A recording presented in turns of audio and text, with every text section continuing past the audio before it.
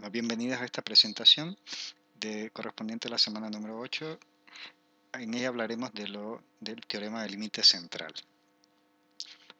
Pues bien, estamos adentrándonos ya a los capítulos más fuertes relacionados a estadística inferencial y en este apartado analizaremos las dos estrategias de intervención para la estimación de parámetros, tanto lo que son la construcción de intervalos de confianza como lo de estimación puntual.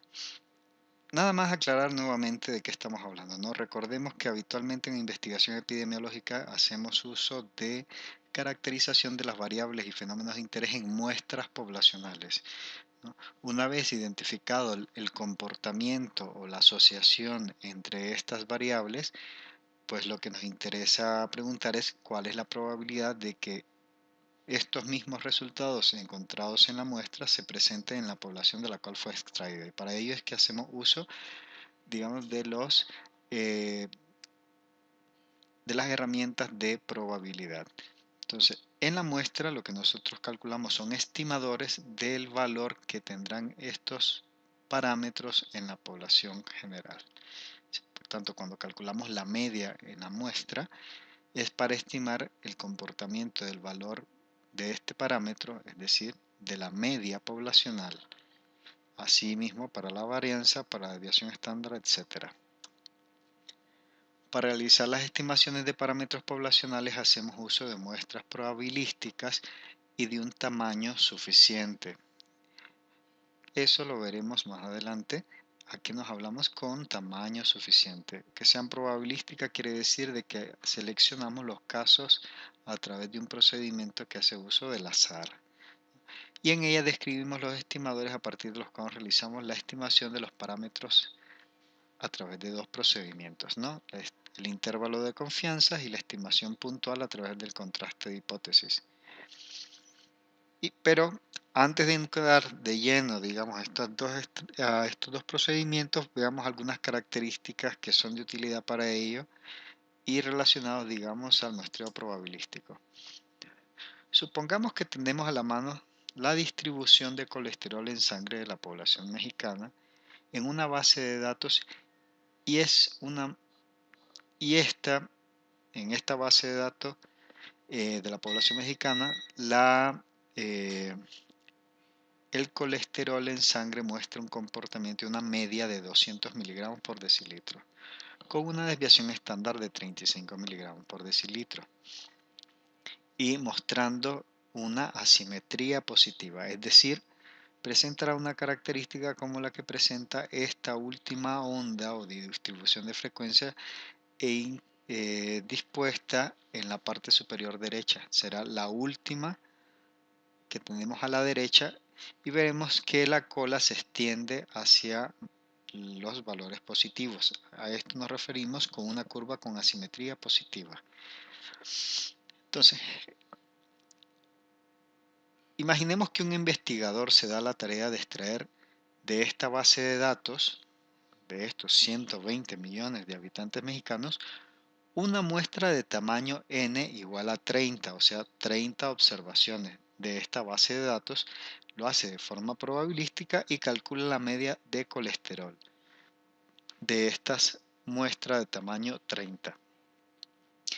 Este procedimiento, imaginemos que lo repite a diario tomando para ello nuevas muestras de tamaño 30.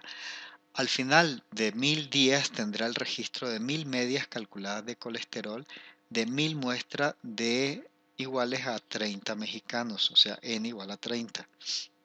Entonces, lo que estaría obteniendo esta persona sería lo que está reflejado en las gráficas de la parte inferior. A partir de la estimación que genere de las primeras 10 muestras, lo que obtendrá, digamos, posiblemente son 10 valores diferentes de medias de colesterol para cada una de las muestras n igual a 30. Algunas de esas medias tendrán valores un poco más bajos, otras un poco más altos. Pero a medida que va aumentando el tamaño de las muestras, vemos cómo nuevamente se comienzan a concentrar los valores de medias muestrales calculados en base a las muestras tamaño 30 en los valores centrales. Y al repetir este experimento por al menos unas 1000 veces, vemos cómo poco a poco, digamos, nos vuelve a aparecer nuestra entrañable amiga de distribución normal. Pero esta vez, recordemos, no tenemos medias de colesterol, lo que estamos reflejando aquí o graficando aquí no son los valores de colesterol de diferentes individuos, no, son los valores de las diferentes medias muestrales. Cada muestra tamaño n reporta un valor y esta sería la gráfica producto de graficar los 1000 valores de medias de colesterol calculados en los 1000 estudios muestrales de tamaño n igual a 30. Y lo ven, si bien la variable colesterol no muestra una distribución normal, sino más bien una distribución con asimetría positiva, es decir, son muy frecuentes valores muy altos de colesterol en sangre y no tanto los valores muy bajos de colesterol en sangre, si bien la distribución de medias de los valores de colesterol en los individuos tiene esta característica de distribución asimetría positiva, la distribución de las medias muestrales siempre presenta una distribución de campana de Gauss. Y eso es una característica muy interesante y que explotaremos, digamos, para hacer estimaciones eh, inferenciales. Entonces, lo que tenemos como resultado anterior, más o menos lo que tenemos acá graficando.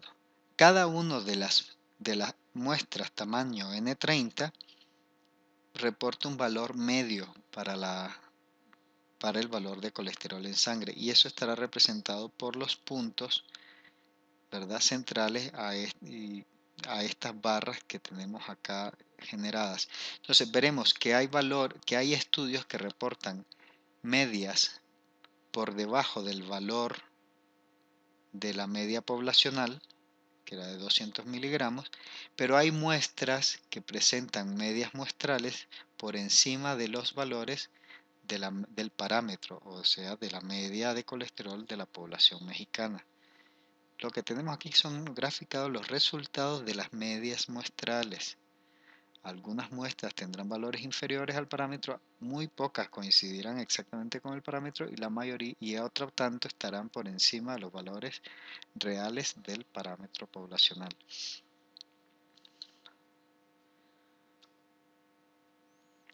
Entonces, los hallazgos que son de interés. Si bien el colesterol en la población no sigue una distribución normal, pero la distribución muestral de las medias, es decir, de las medias muestrales de colesterol, sí que sigue una distribución muestral.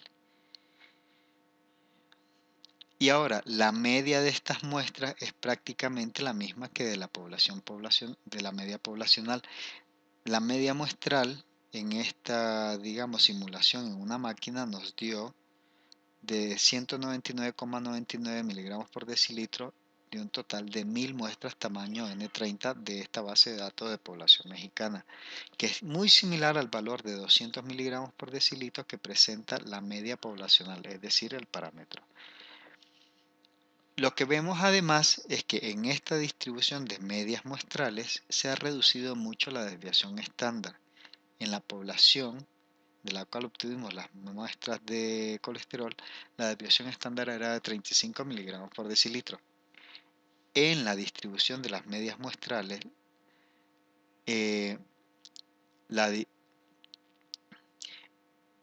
esta desviación es de 6,38 miligramos por decilitro. Nada más que aquí no le llamamos desviación estándar, sino error estándar de la media.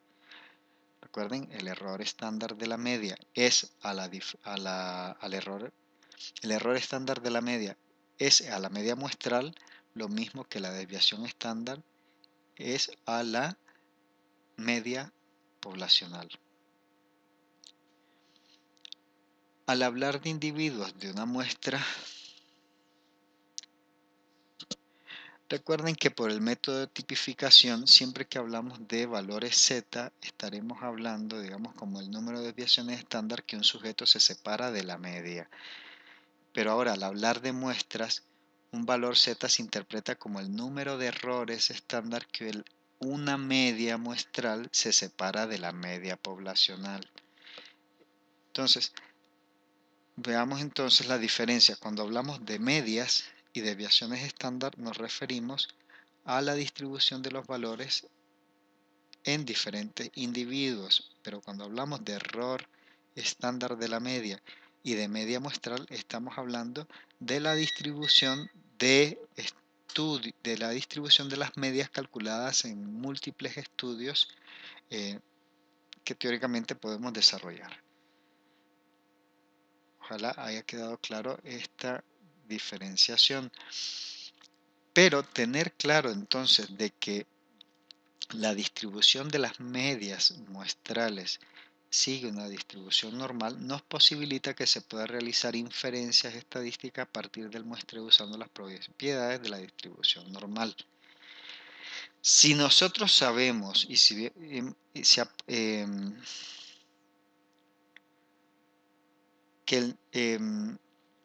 si nosotros a partir de una muestra calculamos una media muestral, es posible entonces hacer una estimación de qué tan probable es de que esta media de la muestra se acerque o no el valor del parámetro poblacional o de la media poblacional. Y esto es muy fácil de hacer. Vean aquí. Lo que estoy haciendo es a cada media muestral he asignado un rango de valores, un valor máximo y un valor mínimo, generando un rango de valores por arriba y por debajo de la media. Lo hago para cada una de las medias muestrales. Entonces, lo que obtengo es que si yo genero este rango de valores por encima y por debajo de la media, la mayoría de las muestras en las cuales genero estos rangos contienen al valor del parámetro, o sea, a la media poblacional, dentro de este rango de valores. ¿Lo ven? Solamente los extremos no contienen al parámetro poblacional, que en este caso son 3 estudios a la derecha y 2 estudios a la izquierda, que no contienen a esta media poblacional o al parámetro dentro de este rango de valores generados, ¿no? De valores mínimo y máximo. A este rango de valores por arriba y por encima de la media calculada, de la media muestral calculada, de lo que conocemos como intervalo de confianza. ¿Cómo se genera? Pues haciendo uso de las características de la distribución normal. Si yo sé entonces que la distribución de medias muestrales se distribuye de forma de campana de Gauss, para generar el intervalo de confianza, yo lo que hago es, a partir de mi valor medio, utilizo más 2 errores estándar de la media a la derecha menos 2 desviaciones estándar de la media a la izquierda. Yo sé que ahí estará contenido el 96% de los valores de medias calculadas en las muestras. O sea, hipotéticamente, a partir del resultado que yo obtengo en mi estudio, yo sé que a partir de la media muestral calculada, más menos 12 errores estándar de la media, estará contenido, más menos 2 desviaciones estándar de la media, estará contenido el 96% de las medias muestrales teóricamente susceptibles de calcular, ¿no? Ahora, a más menos 1,96 errores estándar de la media, yo esperaría que se encuentre el 95% de las medias muestrales calculadas. y a más menos 258 errores estándar se encontraría el 99% de las medias muestrales. ¿Lo ven? Son los mismos atributos de la distribución normal, pero en este caso haciendo uso de media muestral y de error estándar de la media.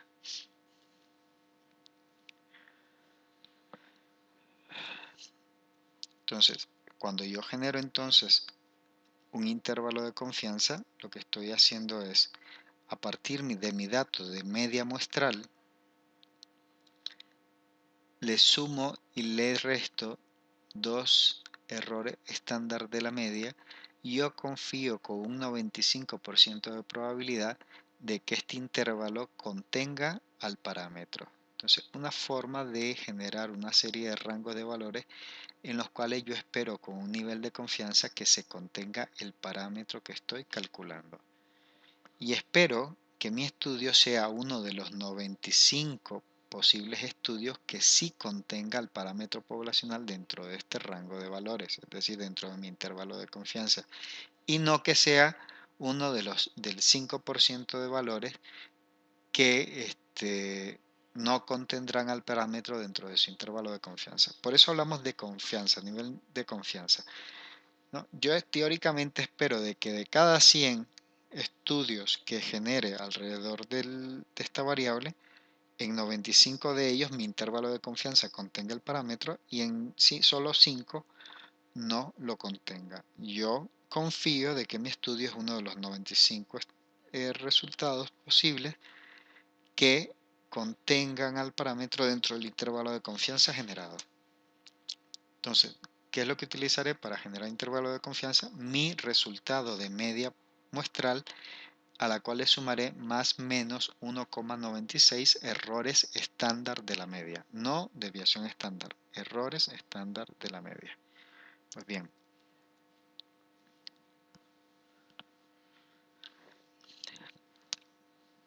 la propiedad que nos interesa, o que hace alusión al teorema del índice central, es que aunque los valores que presenten los individuos de una población no sigan una distribución normal, se espera que la distribución de los estimadores que se calculen en sucesivas muestras que se obtengan de estas poblaciones sí que seguirán aproximadamente una distribución normal. Por tanto, la única condición requerida es que la muestra sea grande y sea extraída de forma aleatoria.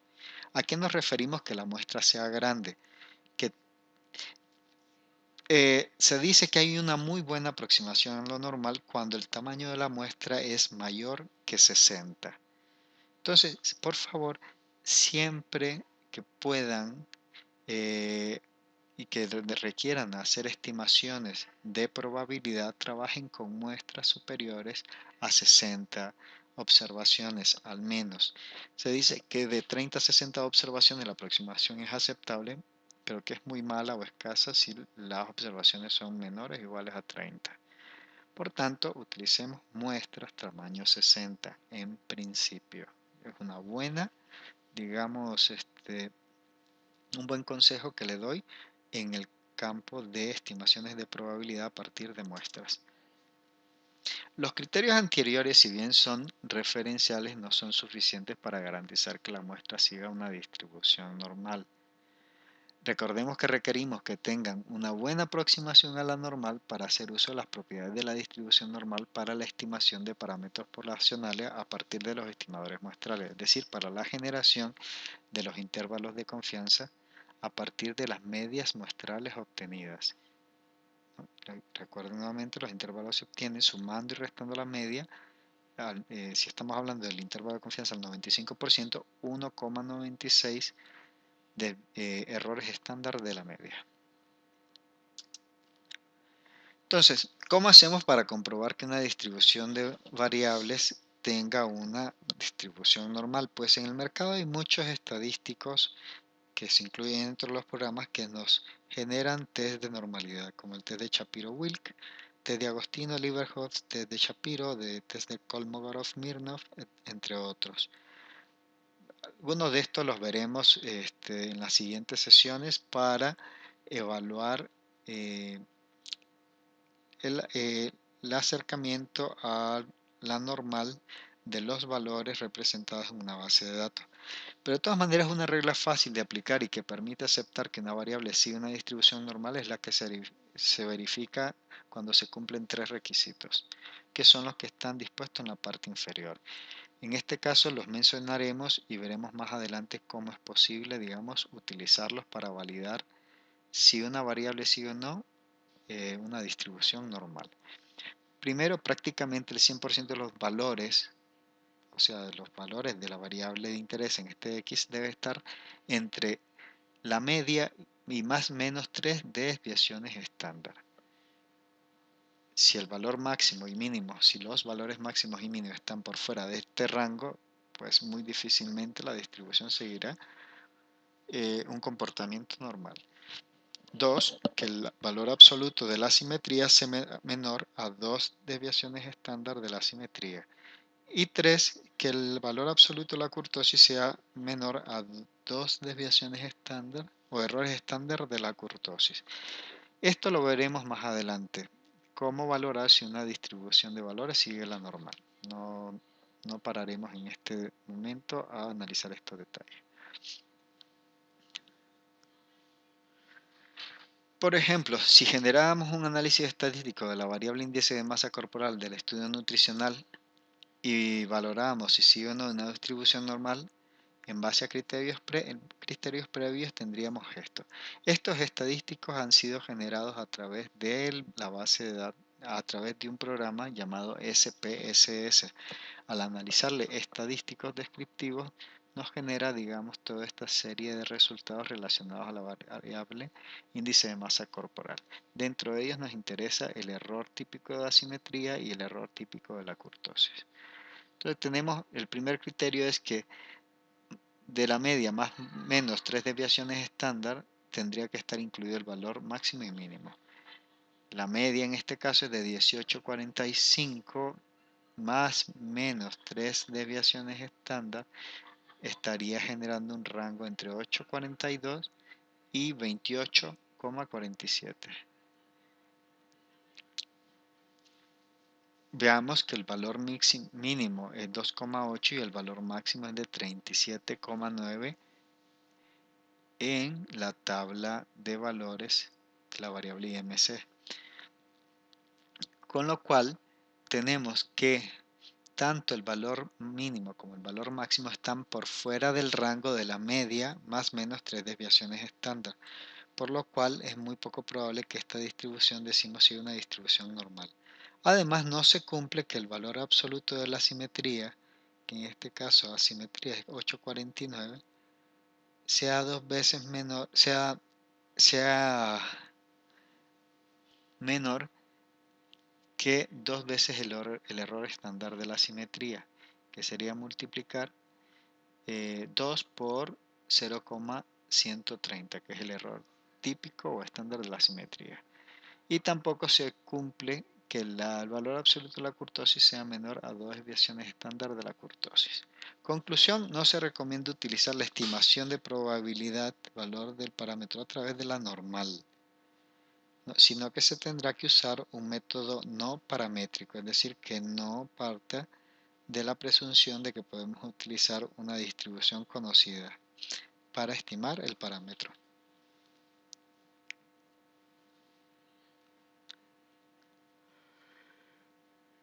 Estos son algunos gráficos que se pueden emplear para analizar también apego a la distribución normal. En este caso tenemos una distribución muy picuda y esto se aleja mucho, digamos, de la distribución normal. Esta línea horizontal que está en el gráfico superior derecho representa, digamos, lo que esperaríamos en la distribución de valores si esto siguiera una distribución normal. Y vemos que hay una desviación a la normalidad en las colas, tanto hacia abajo, en ambas hacia abajo. Lo mismo pasa con el gráfico de la parte inferior derecha. La línea horizontal de la parte media de la tabla de la gráfica hace referencia al comportamiento que esperaría yo para los valores si estos siguieran una distribución normal. Vemos que hay un alejamiento a estos valores en tanto en los extremos superior como inferior. Por tanto, no podemos asegurar que estos valores tengan una distribución normal, Por tanto, no podríamos estimar probabilidad a través de la distribución normal. Y pues bien, esto es la parte nada más introductoria. De todas maneras, no se estresen. Veremos más adelante cómo los software nos permiten ir contestando a estas preguntas poco a poco. Si las distribuciones siguen de los valores siguen una distribución normal o no, y qué tipo de test entonces podemos utilizar para calcular probabilidad. Esto lo veremos en los subsiguientes temas.